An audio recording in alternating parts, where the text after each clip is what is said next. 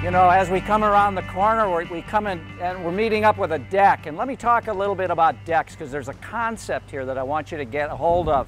And it's going to apply to other types of the house. I think great home inspectors can almost see through walls.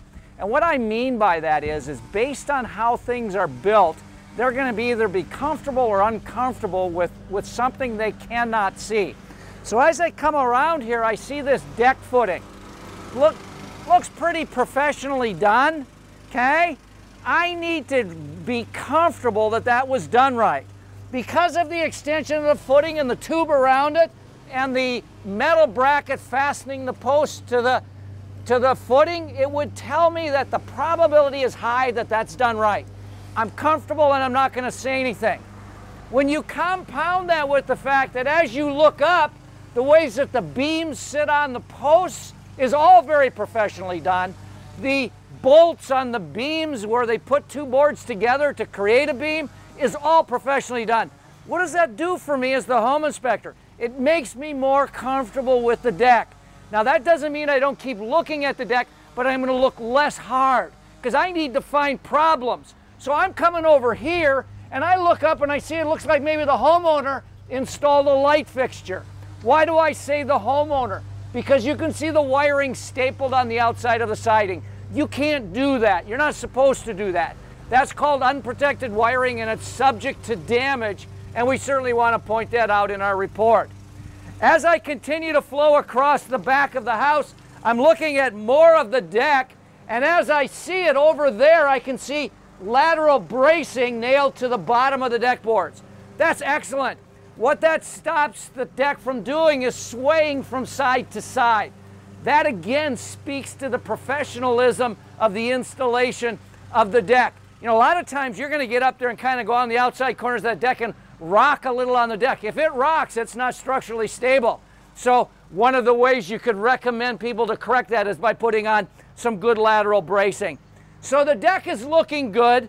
The siding looks really good. If I could point this out, which I think will explain a lot of things, even in the basement of a home. We're always concerned about having a footing.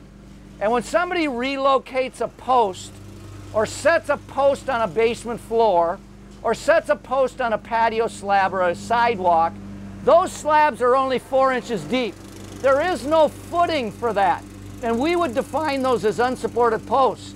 But here, like I might see in a basement floor, they put a post down on the patio, but before they did, if you'll notice the patching, they cut a hole in the cement, dug the footing out, and poured the footing up flush with the patio. Good install.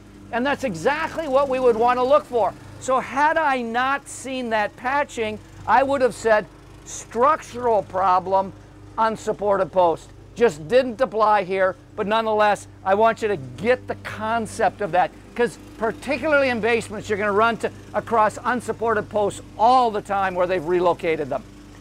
And we're going to take a look at the deck from the top side. As you're coming up the stairs, be sure and just kind of shake things around. They shouldn't be moving. A deck is supposed to be built just as strong as the main level of your home. Notice here that this is not your handrail. In the old days, we used to leave this flat 2x6 or 2x4 as a handrail. Doesn't make an acceptable handrail any longer. So they've installed this nice grippable handrail, which is exactly what they should have done. As we go here, remember that lateral bracing we had. Just verify. Look at how it doesn't move because of that lateral bracing. Bump into the guardrail. Make sure that it's nice and secure. Remember that kids are going to be up here, adults having fun. They can bang into this. Make sure they're not going to go over the top. Some of our most advertised types of problems that happen to houses when it hits the news are decks that have problems, collapsing or something like that.